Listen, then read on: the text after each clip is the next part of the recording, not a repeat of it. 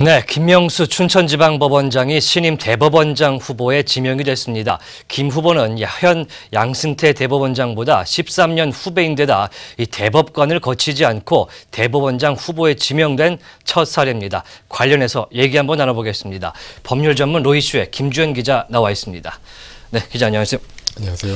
예, 어제 김명수 이제 후보자라고 해야 되나요? 네, 김명수 춘천지방법원장이 지명이 됐습니다. 네. 어떤 이력을 갖고 있는 인물인가요?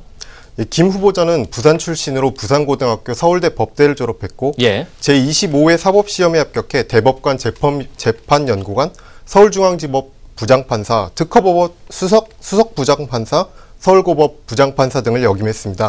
현재는 춘천지방법원장이고요. 청와대는 김 후보자를 법관 재임 기간 동안 재판 업무만을 담당했고 민사 실무 제휴를 집필하는 등 민사법 전문 정통 법관이라고 평가했습니다. 또 김 후보자의 성품이 소탈하고 자신에게 엄격 청빈해서 대법원장직의 적격이라고도 말했습니다. 네, 일단 좋은 얘기를 했는데 김 후보자의 성품이나 성향, 기수 역전 얘기도 나오고 있죠? 네, 김 후보자는 진보적인 성향을 가진 판사들의 법원 내 학술회의인 국제인권법연구회 초대 회장을 지낸 것으로 알려져 있습니다. 김 후보자는 사법연수원 15기 출신인데 현재 대법관들이 12기부터 14기까지 현역으로 활동하고 있는 것을 볼 때 기수 역전 현상도 발생합니다. 또 눈여겨볼 만한 것으로는 김 후보자가 대법관 경력이 없다는 것인데요.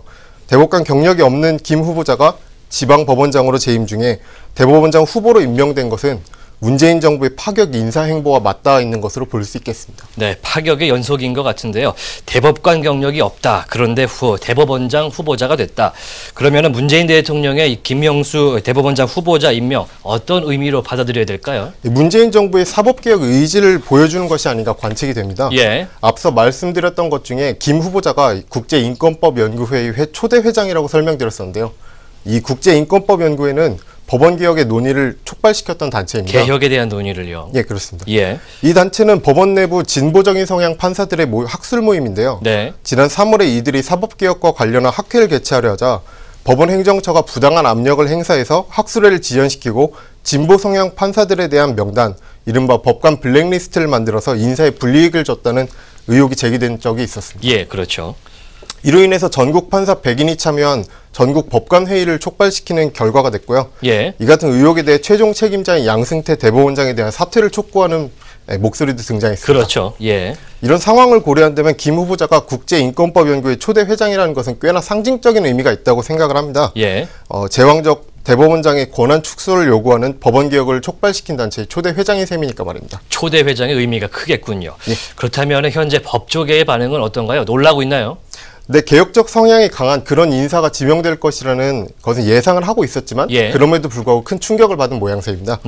한 판사는 이런 수준일 것으로 예상하지는 못했다면서 대법관에 나오지 않은 기수, 법원장 서열도 뒤에 있는 기수가 대법원장 후보로 지목됐다고 당혹스럽다는 반응을 보였습니다. 그렇군요. 또 일부에선 사법개혁을 향한 의지는 이해하겠으나 지나치게 파격적인 기수 파괴로 인해서 후보자보다 윗기수 법원장들이 줄사퇴할 가능성도 높다고 우려하고 있습니다. 그러니까 자신들보다 10년여 후배인 사람을 대법원장으로 모시게 생겼으니까 분위기가 썩 좋지는 않을 것 같군요.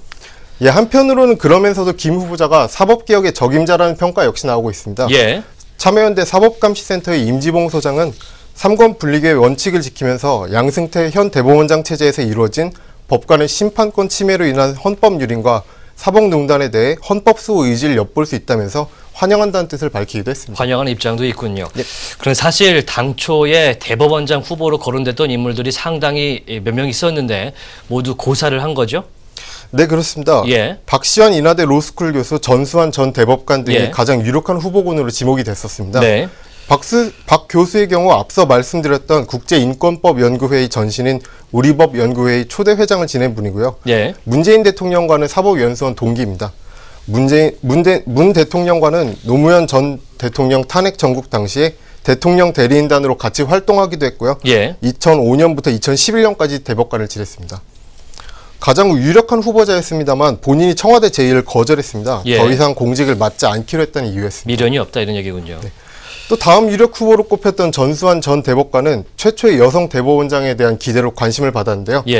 그는 1978년 서울 민사지방법원 판사로 시작해서 서울고법 부장판사, 광주지법 법원장을 지냈고 2006년부터 12년까지 대법관을 지냈습니다. 예.